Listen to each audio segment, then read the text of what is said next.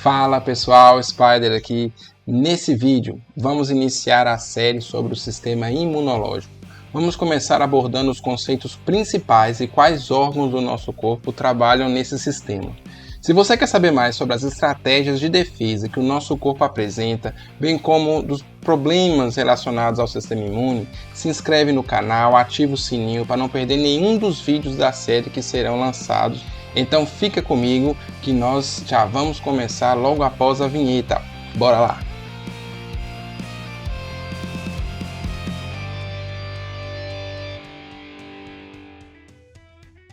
Muito bem, pessoal. Estamos aqui então para falar de imunologia. Nesse vídeo, vamos começar uma série de imunologia sobre as características gerais da resposta imune. Então, vamos começar falando principalmente dos conceitos, mais inerentes ao sistema imunológico. Depois nós vamos começar a comparar a forma como a resposta imune é executada no nosso corpo. Vamos abordar aspectos de exemplos de doenças, como a gente pode entender a participação do sistema imune nesse processo. Então, vamos começar, a priori, estabelecendo o roteiro que eu preparei para essa aula. Nós vamos começar então apresentando aí os conceitos gerais. Esses conceitos gerais, que é o objetivo desse primeiro vídeo, eu vou falar com vocês um pouco dos termos imunológicos que vão mais ser usados ao longo das aulas, e você mais lê nos livros também. Eu vou falar também sobre os órgãos do nosso corpo que estão associados ao sistema imunológico e como eles participam nesse processo, beleza? Em seguida, a gente vai começar a falar então sobre a diferença da imunidade inata e da imunidade adquirida. Depois, vamos falar dos tipos de imunização adquirida e, ao final, vamos falar dos componentes da resposta imune, onde vão ser uma série de vídeos mais longos, onde eu vou explorar um pouco mais as características das células e também dos componentes humorais do sistema imune, proteínas, por exemplo, que são tão importantes quanto as células no desenvolvimento da resposta imunológica. Pessoal, esse vídeo ele não substitui a leitura dos livros didáticos normalmente recomendados para o estudo de imunologia. Eu fiz essa aula baseando-se em 4 livros, basicamente, mas tem muito mais, é claro. Esses são mais famosos, Imunologia Celular e Molecular, do Abbas, o Fundamentos de Imunologia, do Reut. Também tem o livro Microbiologia Médica e Imunologia e o livro Microbiologia Médica. Então, todos esses livros são de boas indicações para vocês inserirem nos seus estudos sobre o sistema imunológico.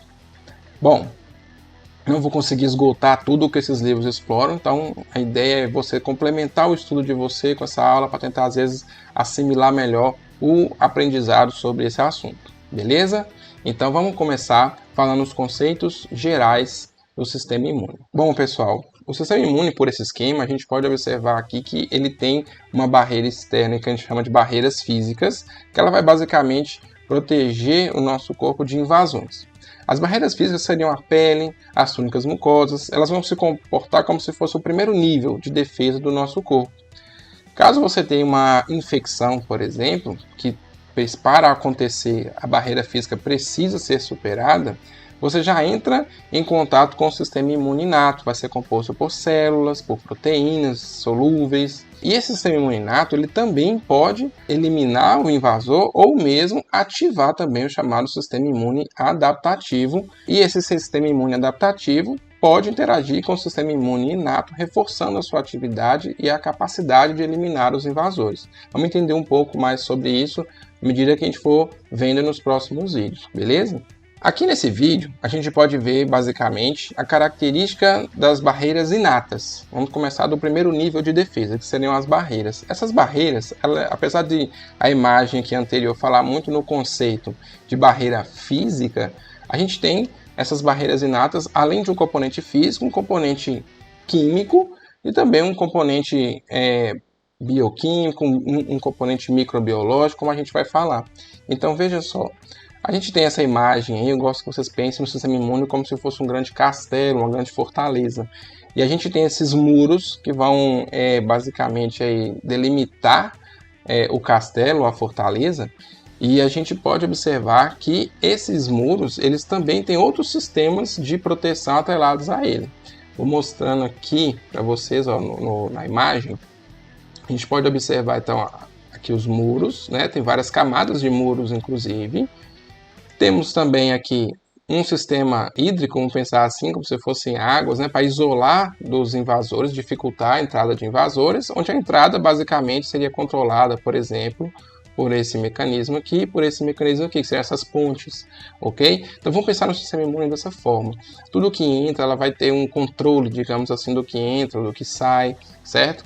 E aí essa analogia vai ser interessante para a gente poder comparar e entender como funcionam essas barreiras. Então a barreira física, como eu já mencionei, seria a pele, as nossas mucosas, o trato respiratório, o trato gastrointestinal, o trato geniturinário, ok? A gente tem o que lá, basicamente, que vão garantir também, além das barreiras? A gente tem células, né, que vão compor a mucosa, um tecido epitelial. E uma grande característica desse tecido epitelial são as grandes junções intercelulares que mantêm essas células bem justapostas, bem conectadas umas às outras, meio que criando, de fato, uma barreira, né, como se fossem tijolos colados aí por cimento, por exemplo, que vão impedir, de certa forma, a passagem desses micro-organismos por toda essa região. O nosso corpo, tanto do meio externo, que a gente fala a pele, como internamente, né, nesse sentido, as mucosas revestem todo o nosso organismo, tentando isolar o ambiente interno do externo. A gente tem que considerar que, além da pele em si, dessas células da pele, vamos ter algumas substâncias que são secretadas nesses meios, que também vão ajudar a evitar aí que nosso organismo seja invadido, por exemplo, por micro-organismos. Então, por exemplo, temos aqui a produção de muco. Esse muco nas vias aéreas, ele vai ser importante porque ele vai impedir a colonização nas vias aéreas por exemplo, micro-organismos. A gente tem uma produção de muco aumentada, por exemplo, quando você tem uma infecção. Isso em resposta porque o aumento do muco evitaria a entrada de mais micro-organismos ainda. A gente vê isso aí quando está resfriado, por exemplo. Esse muco ele vai retendo partículas, retendo micro-organismos que porventura possam ser inalados. E aí você tem, além do muco, cílios, né, que vão revestir a traqueia, por exemplo, e as vias aéreas superiores. Então, muco e cílios vão trabalhar juntos. De que forma? Os cílios eles vão ter um batimento organizado, ciliado, o chamado elevador mucociliar, o aparelho mucociliar, né, das vias aéreas, que vão conduzir tudo que ficar retido pelo muco para a orofaringe, onde você vai acabar tendo ali a deglutição desse material, e aí esse material vai ser dirigido para o estômago. Lá no estômago, vamos ter um ambiente extremamente ácido, que vai funcionar como um ambiente esterilizante para esses micro-organismos, por exemplo. Então a gente tem uma estrutura interessante, né, do muco, os cílios. Além disso, o fluxo do ar na própria via aérea dificulta também, né, a turbulência do ar nesses órgãos faz com que você tenha uma certa dificuldade desses micro-organismos se estabelecerem ali de fato. Por exemplo, também temos as lágrimas que produzimos, a saliva que produzimos, contém substâncias que são bactericidas, como por exemplo a lisozima, que é uma substância que tem capacidade de degradar a parede celular, né, de bactérias, então se caracterizando aí como uma substância bactericida. A saliva, então, no nosso organismo, as lágrimas, tem um mecanismo importante de, além de hidratar, de proteger essas barreiras, né, de mucosa. Quando a gente tem quadros, por exemplo, de xeroftalmia, xerostomia, onde a pessoa relata uma secura nos olhos ou na cavidade oral, a gente pode observar que as pessoas costumam ter uma maior frequência de infecções. No caso da cavidade oral, você pode ter a ocorrência de formação de placas, formação de tártaros, né? Presença de cárie. Então, a saliva, por exemplo, é um mecanismo extremamente importante para prevenir infecções na cavidade oral, bem como as lágrimas em nossos olhos. Em nossa pele, por exemplo, nós temos aqui as secreções que são produzidas pela glândula sebácea. O sebo, né, ele promove uma alteração do pH, por exemplo, que vai ser importante aí para impedir a colonização, né, da pele por diversos tipos de micro-organismos. A gente tem, na verdade, micro-organismos que sobrevivem no nosso tecido epitelial, na pele e também nos órgãos internos, como por exemplo o intestino. Esses micro-organismos são o que a gente chama de micro-organismos comensais. Eles têm um papel importante, uma vez que eles são, digamos, permitidos de sobreviver nas nossas superfícies mucosas e na pele. E eles produzem substâncias, por exemplo, que vão impedir o crescimento de outros micro-organismos patogênicos, eles competem por nutrientes com outros micro-organismos, dificultando a instalação de invasores, né, também na superfície mucosa ou na nossa pele. A gente tem ainda a produção de espermina, de zinco no sêmen, que ajuda aí a preservar também as barreiras, né, presentes no aparelho geniturinário masculino. Além das bactérias comensais, né, a gente também tem a produção de um pH mais ácido, por exemplo, na vagina, no caso da mulher.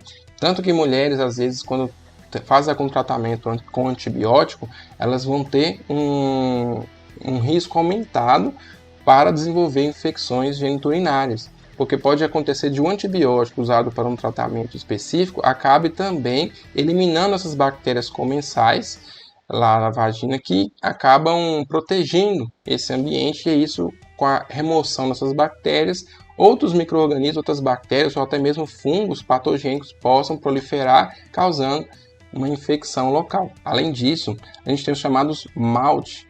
O que são os MALT? São os tecidos linfóides associados à mucosa. Nós vamos falar deles mais para frente, mas que também permitem aí o sistema imune adaptativo ter digamos, uma vigilância mais próxima aí das nossas barreiras. Bem, fazendo então analogia com tudo isso que eu falei com o castelo, então as barreiras físicas seriam esses muros, né? A gente poderia chamar essas barreiras de bactérias, ou essas barreiras por substâncias químicas que são secretadas junto à mucosa ou à pele, né? Como por exemplo esse pequeno lago, né, que está aqui nas redondezas do castelo, da fortaleza que a gente está falando. Então lembre sempre, o sistema imune vou fazer sempre muitas comparações assim com os sistemas de defesa, de palácio, sistemas de exército, né?